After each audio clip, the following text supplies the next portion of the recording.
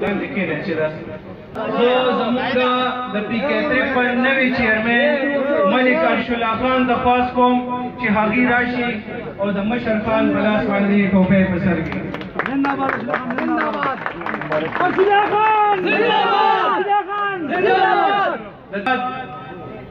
زه فهد خان ته خاص کوم د هغې ټول خاندانونو سره د یوسف زموږ د کافي وطن پارټۍ په دې کاروان کې د شاملېدو عهد کړی دی.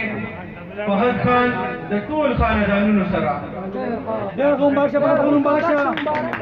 دې نه بعد زه قادر خان ته خاص کوم د یوسف بیکټګنج سره تعلق ساتي چې هغې راشي او ټوپۍ په سر کې د مشر خان په لاس باندې.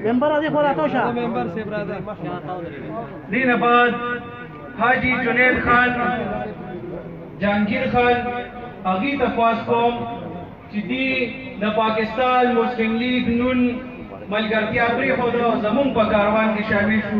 حاجي جنید خان، جهانگیر خان د باغیران.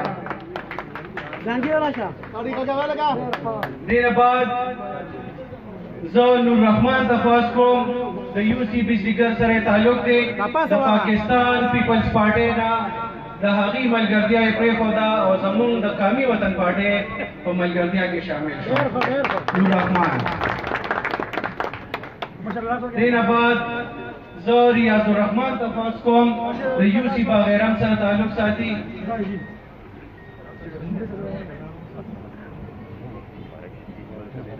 دې نه بعد احسان الله ته خواست کوم د میاګل کلي پی کې 53 سره تعلق دی او د پی ټی آی ملګرتیا یې پرېښوده او زموږ د قومي وطن پارټۍ په ملګرتیا کې دې نه بعد خواست کوم د میاګل کلي پی کې 53 سره تعلق ساتي چې زموږ په پارټۍ کې شمولیت وکړو. خان محمد صاحب.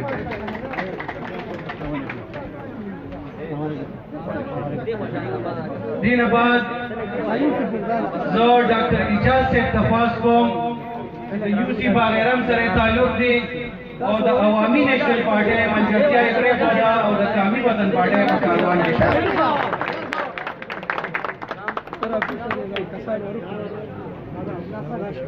دې نه بعد زه غفار علي ته خواست کوم د یونین کونسل میاګل کلي پی کې 53 سره تعلق دی چې هغې راشي او د مشر خان په لاس باندې ټوپۍ په سر کړي.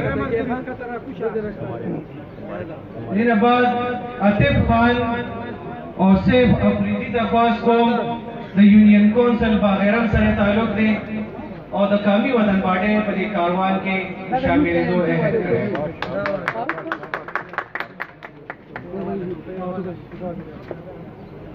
دې نه بعد زه اورنګزیب خان ته خواست کوم چې هغه راشي او د مشر خان په لاس باندې ټوپۍ په سر کړي. اورنګزیب خان د عوامي نیشنل پارټۍ یو ډېر سرګرم رکن و.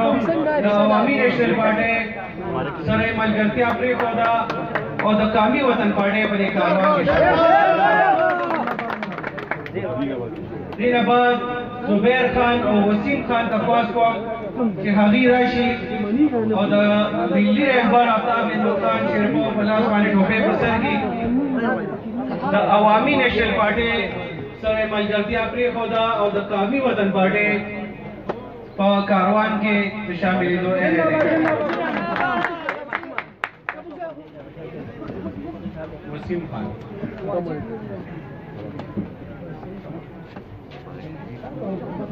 په اخره کې زه ملک واجد چې مونږه د قومي وطن پارټۍ د سلمردان وایس چیرمن هم منتخب کړی دی، د دې پروګرام میزبان هم دی، هغه ته هم خواست کوم چې هغه د ملي رهبر آفتاب احمد خان شیرپور په لاس ټوپۍ